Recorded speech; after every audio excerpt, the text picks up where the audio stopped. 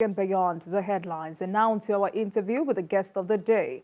I am joined by the chairman of the Ondo State's Information Technology Agency, Olumbe Akinkugbe, for discussion on the agenda for the Minister of Communication and Digital Economy and matters arising. Thank you so much for joining us, sir. Thank you. Thank you for having me. Right. So let's start with digital economy and the prospect for Nigeria. What is the relevance of digital economy in the present Nigerian dispensation?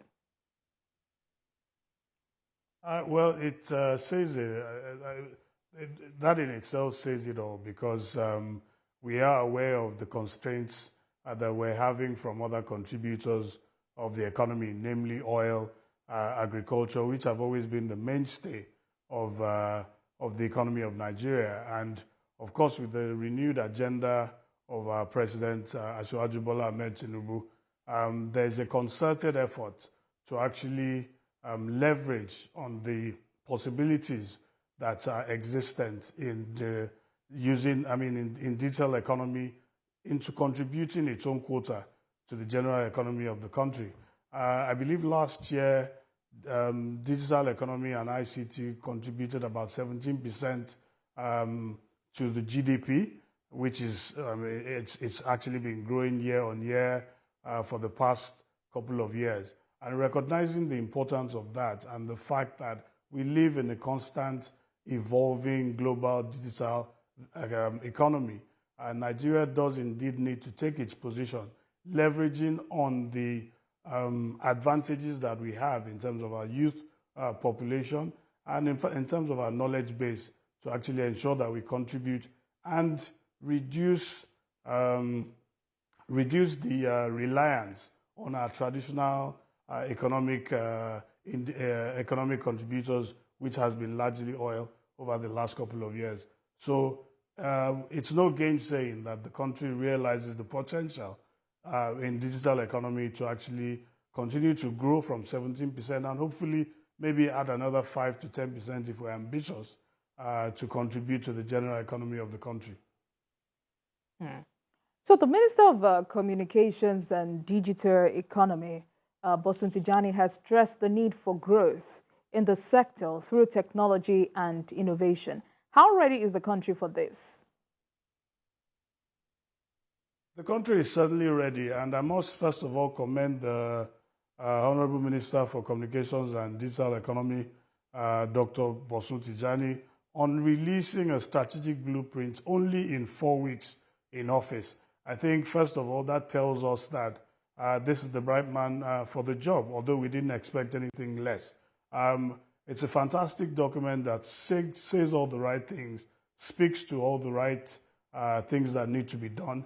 And I must say that, first of all, you must have a willing sponsor, which we do in the new government that has just come into power, because I think digital economy and technology played a significant role, or was given a significant mention in the transformative agenda, which was the policy document for our now President, Bola Ahmed Tinubu. But speaking further to the strategic policy document that was released by the Honorable Minister, I believe it was Monday, a couple of days ago, which has done justice to where we need to go. So, of course, like I mentioned earlier, we do have comparative advantage, and one of the biggest advantages we have is our growing youth population.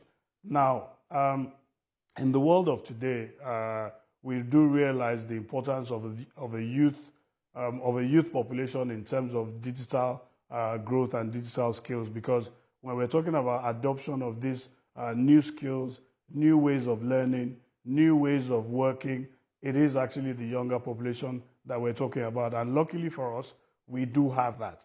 Secondly, we have a sponsor in terms of, we have a government that actually has taken the bull by the horns, understanding that we need to actually pay attention to this.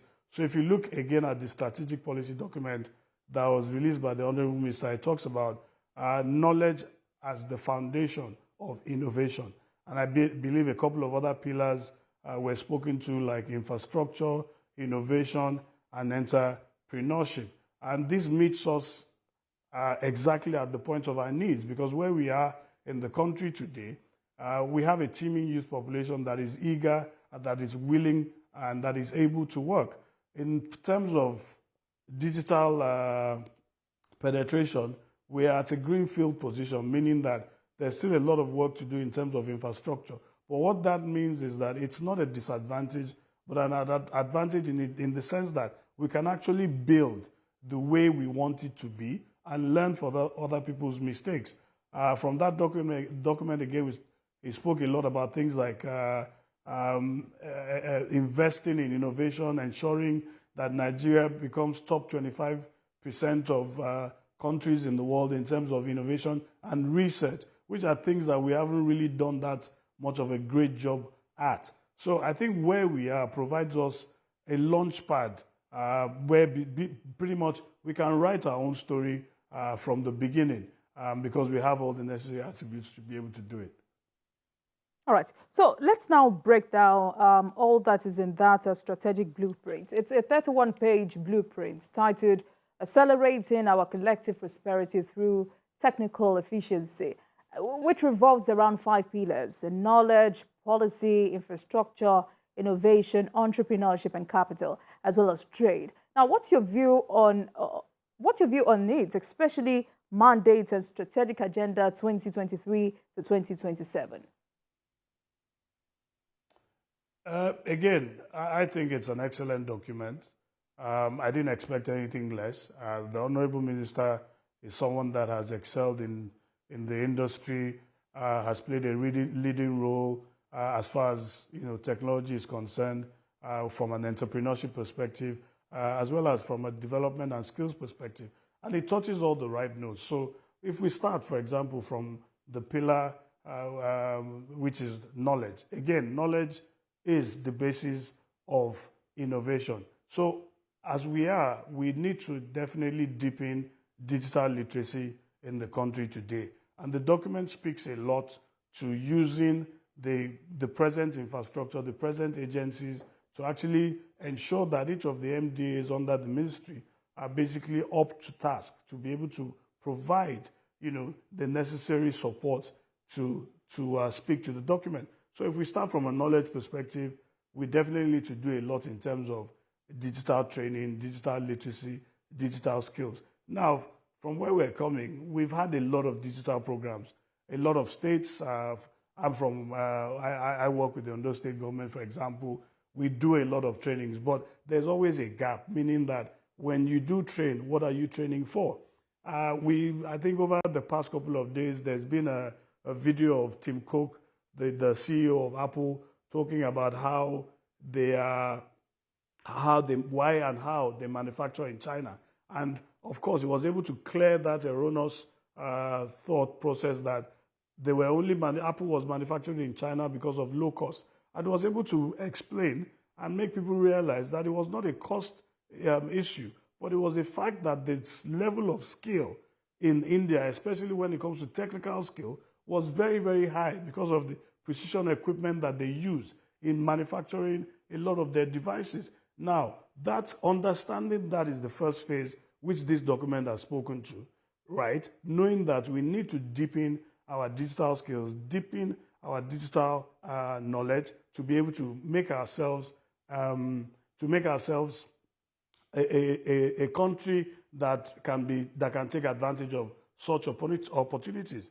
Another thing that I'd say the document speaks to is innovation and research. We do not do enough of that. Yes, we're doing some, but it is not enough. We have over 21 technical universities spread all over the country. How many of them are currently developing innovation, research that is speaking to industry? When I talk about speak to industry, I'm talking about Nigeria as a whole. So a lot more attention needs to be paid to things like research and innovation. And of course, after training these people, there was an initiative that was launched from the Ministry of Industry. I think it's called the National Talent Export Program, which the document, the strategic policy document from the Ministry of Communications also speak to, which means that when we're done with the training, we're basically trying to create hubs, business process outsourcing centers all over the country where these skills will be deployed and to be put into use, thereby making the country a veritable destination for talent, exports, and services. All right, so let's stay on the 5 pillars for some minutes. Under the knowledge pillar, the minister said federal government will train 3 million tech talents by 2027. How feasible is this?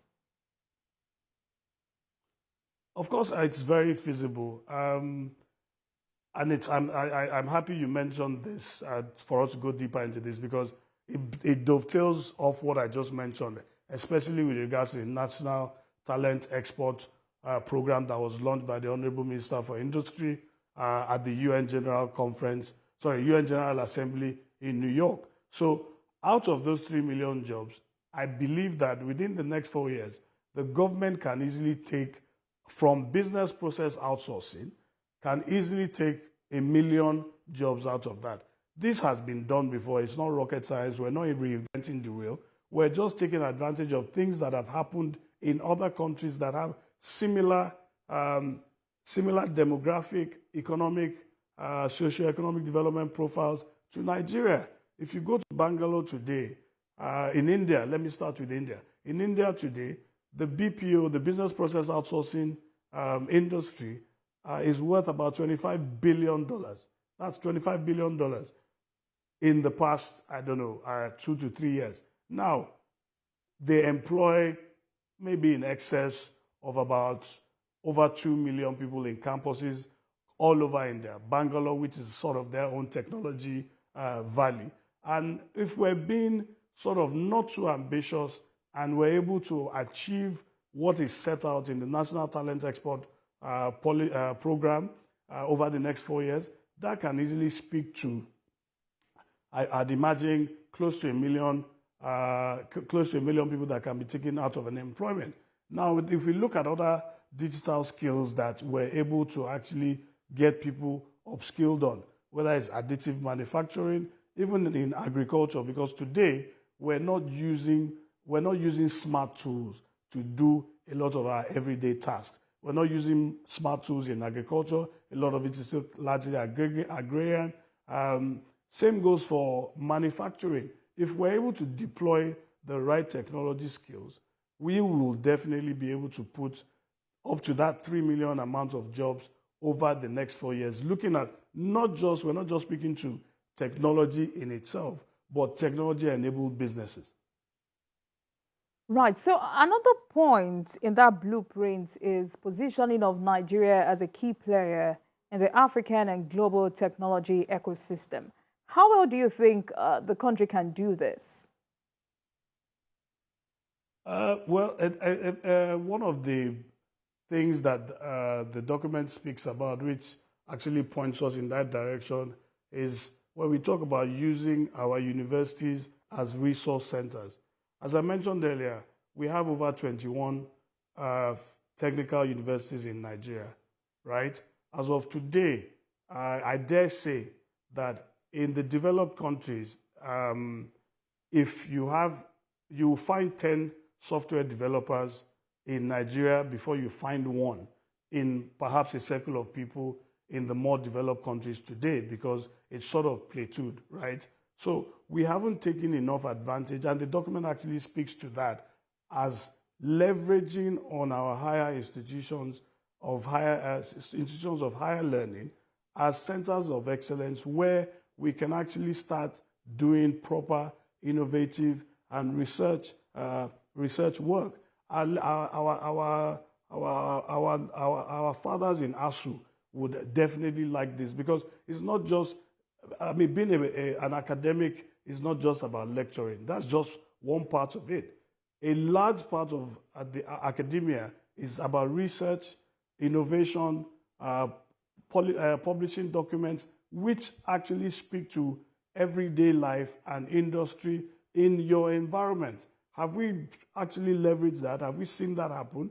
I would say we have tried, but not as much as it is. But I believe that with this document and with the zeal and with the political strength that is behind the Minister for Communications and Technology, I believe that this is very possible if we follow the principles and the policies, have the right policies, and of course the right mentality and partnership with the university authorities.